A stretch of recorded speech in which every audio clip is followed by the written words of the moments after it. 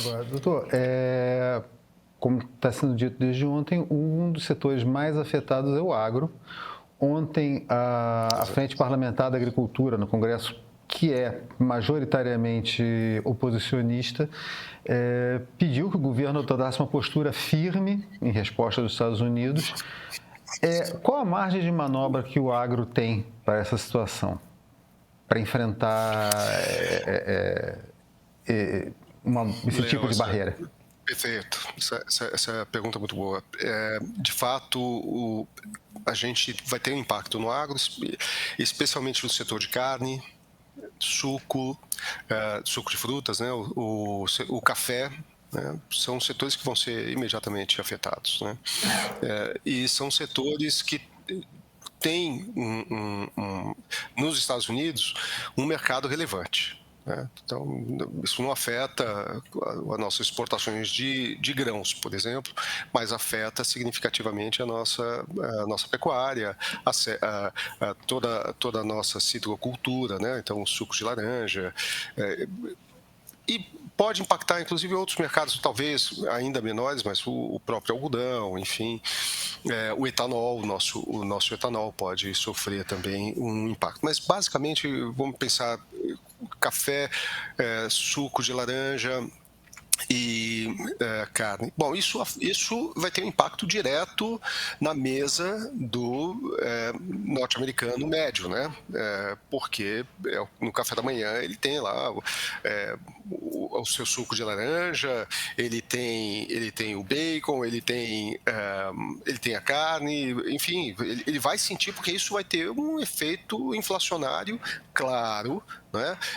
Assim que essas tarifas passarem a ser cobradas, porque quem paga essa tarifa, claro, né? O professor Jorge já tinha adiantado isso. A questão da tarifa é que isso no consumo, né, que vai aparecer, porque ele vai encarecer o produto para o estadunidense, né?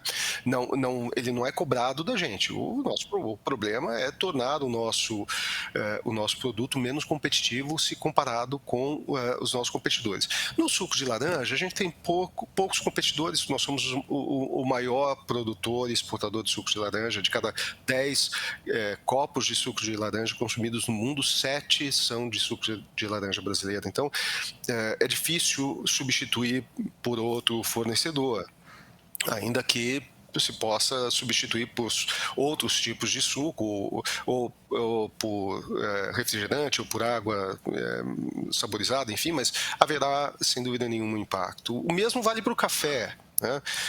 Também não é fácil substituir o café brasileiro. Veja, porque o café que a gente exporta é o grão não torrado, né? É o grão que vai para a torra para ser torrado lá e aí vendido localmente. Então, esse não vai ser substituído também facilmente, porque nós somos os maiores produtores e maiores exportadores de café, vale o mesmo. A carne, embora a gente tenha concorrentes que não estarão sendo tarifados na mesma medida, nos 50%, nós, a carne brasileira, não é? Ela vai para os Estados Unidos, porque grande parte hoje das empresas, dos frigoríficos nos Estados Unidos, são empresas que ou são multinacionais brasileiras, ou são empresas que dependem da carne brasileira, e para você substituir por carne australiana, para você mesmo se você imaginar o fornecimento a partir dos outros países vizinhos aqui do Brasil, Uruguai, Argentina, Paraguai, a quantidade não vai ser suficiente para suprir a carne brasileira. Então, haverá um impacto inflacionário claro para eles. Esse é um ponto importante de negociação. Para o Brasil, não tenho dúvida. Né? E isso vai pegar também para o Donald Trump, que, lembre-se, ele na campanha, né, falava que ele iria baixar o preço dos groceries, né, da comida, imediatamente, já no primeiro dia, preço dos ovos, etc.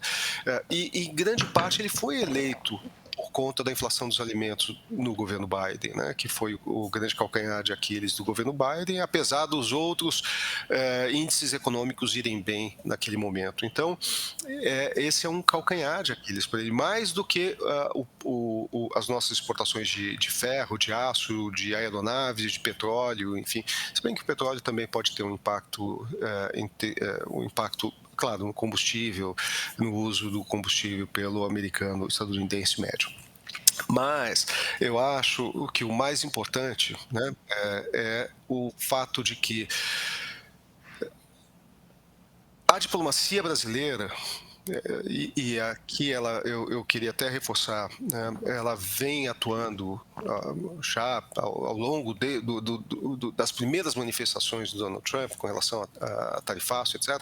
A nossa diplomacia, o Itamaraty, o Ministério das Relações Exteriores, vem atuando muito fortemente junto aos Estados Unidos, demonstrando que a nossa relação comercial é superavitária para os Estados Unidos. Então, eles têm mais vantagens na nossa relação. A história que o Donald Trump colocou na carta, dizendo que é uma relação desigual, desfavorável aos Estados Unidos, isso claramente é balela e é muito evidente, né? Mesmo se você fosse pegar, talvez, individualmente um ponto ou outro da balança para dizer, olha, aqui nós somos, né, temos uma balança comercial desfavorável, vamos pegar, sei lá, talvez o etanol ou esses itens que eu mencionei.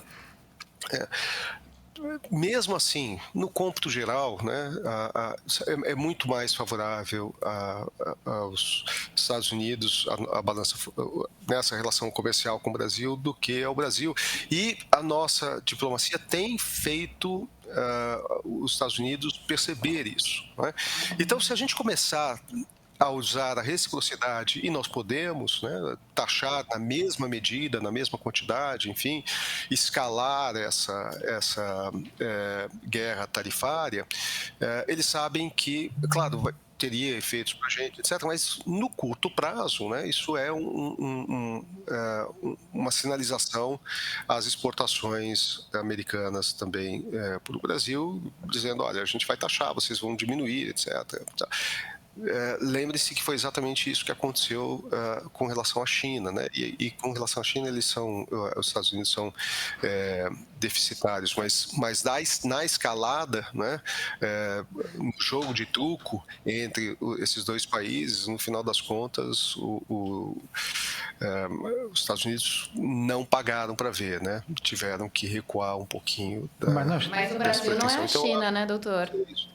Nós não temos tantas fichas na mesa, né? Não, é verdade, a gente não tem o punch que a gente tem a China na relação com os Estados Unidos, né? O que a gente tem a nosso favor é, primeiro, que nós somos um mercado relevante para a China, perdão, para os Estados Unidos. E sim, a China entra nessa equação na medida em que os Estados Unidos não querem, né, que a influência chinesa no Brasil se torne ainda maior. O nosso espectador João Batista Baeta mandou uma mensagem para a gente dizendo o seguinte, tá bem curtinha, simples de resolver, China, mas também não me parece tão simples assim, né, doutora? É só substituir, a gente vai encontrar um mercado igual ali, como é que é isso? Na Shein, na Shopee. Não, a China, vejam, a China, ela não é uma substituta natural nem para os Estados Unidos, nem para a Europa, né? Ela já consome do Brasil, digamos assim, o seu máximo, né? Mais do que isso, ela não vai consumir, ela não vai importar produtos brasileiros, além do que ela importa hoje, sem exigir contrapartida comercial, por exemplo, derrubando preços. Então, a China é uma parceira importante, muito relevante, mas obviamente ela não é substituta de nenhum outro mercado. E também não faz filantropia, né? Por outras. Exato, não por outra razão que o governo brasileiro tem buscado aumentar né, o range de países importadores, exatamente para não ficar dependente da China, né, e ter outras alternativas. Agora, e aqui eu queria só aproveitar para dizer que tem um ponto nessa nossa conversa que me leva a discordar do que foi a análise do Pedro logo na abertura do programa. Né? Eu entendo que ele está lendo a carta, né, pelo que a carta diz, e aí tem, claro, na abertura da carta, a relação com a família Bolsonaro, que foi bem explorada aqui na conversa com o professor Jorge. Tem depois essa alegação de uma Relação desigualdade em relação comercial, mas no fundo, não temos como ignorar dois fatos recentes que dão um contexto um pouco diferente para essa leitura da carta. O primeiro fato é a decisão do STF com relação às Big Techs, né?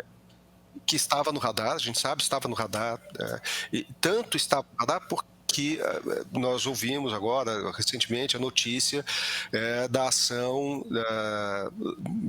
movida na Flórida, enfim, que deve intimar agora Alexandre de Moraes, enfim, ou seja, questão das Big Techs no radar, e aí, obviamente, a gente tem a reunião do BRICS, o anúncio da ferrovia transoceânica, né, ligando Atlântico ao Pacífico, enfim, essas novidades que são recentes me parecem até muito mais catalisadoras da atenção do Trump do que o processo contra o Bolsonaro, né? Contra o Jair Bolsonaro, porque esse é um processo que ele vem, ok, o indiciamento dele é mais recente, o processo penal mesmo correndo, a ação penal lá no STF também é mais recente, mas enfim, o processo contra o Bolsonaro, a investigação, tudo isso já vem já há algum tempo. Se fosse para Trump ter se manifestado, talvez tivesse sido mais eficiente, digamos assim, ter se manifestado antes, na fase de investigação, né? Não agora que está no STF, não confrontando um poder de um país soberano, né? Porque além de tudo, causa um grande espanto na comunidade internacional como um todo, porque isso é tão fora dos precedentes do direito internacional que gera um mal-estar interno. O Paul Krugman fez um manifesto né, com relação a isso, a questão até falando de apoio a ditadores, enfim. Mas o fato é que me parece que esses aspectos que não estão na carta, né, não estão escritos, acabam sendo até mais relevantes. E aqui, me permitam só fazer aqui um link com a primeira pergunta, né, e como tudo começou aqui na nossa conversa. Vejam, se usar a tarifa, né, como fator de proteção do seu mercado interno, como barreira à entrada de produtos, se usar a tarifa como forma de arrecadação de tributos para substituir a tributação interna, imposto de renda, esse tipo de coisa, se usar tributos como uma forma de forçar reciprocidade nas relações comerciais, a tarifa, né, como meio para forçar a reciprocidade comercial, já seria por si só uma excrescência, né, dentro do acordo internacional atual, né, do GATT, usar a tarifa como meio de coerção, como uma forma de sanção aos países por questões políticas, e principalmente questões políticas internas, porque como as sanções econômicas existem, você tem lá nos Estados Unidos, você tem o escritório da OFAC para isso, você tem as sanções econômicas impostas dentro do sistema multilateral pela ONU, enfim, então a sanção econômica ela existe, mas a tarifa como sanção, ela não tem respaldo, ela não tem precedente, e mais, como sanção a uma questão interna de um país, aí então isso é tão gritante, é uma ilegalidade tão gritante quanto a invasão territorial de um país pelo outro. Então, estaria no mesmo nível de ofensa aos princípios do direito internacional. Porque o conflito entre Israel e Palestina nunca termina. Passei alguns dias em Israel ouvindo políticos, ativistas e pessoas comuns, tanto árabes quanto judeus. Olha, eu reuni histórias e visões que não aparecem nas discussões inflamadas das redes sociais. O resultado está nos 3 novos episódios do Ponto de Partida série, uma investigação profunda que revela as raízes históricas, memórias marcantes e camadas sociais que você raramente vê com clareza. Não é sobre escolher lados, tá? Mas sobre finalmente entender como chegamos até aqui. Os episódios já estão disponíveis no streaming do Meio, para você enxergar esse conflito com novos olhos.